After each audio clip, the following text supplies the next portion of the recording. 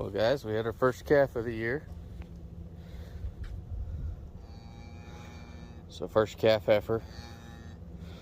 Bought her off of one of the Pharaoh female sales.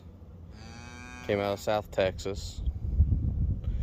Calf should be out of a Pharaoh Red Angus bull.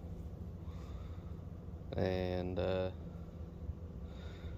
almost not that mad, but baby's definitely interested.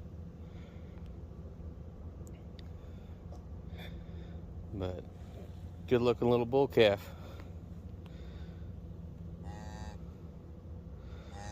Number 3 is for the year, and the 01 is just his first calf. So, but got a good looking little pair here.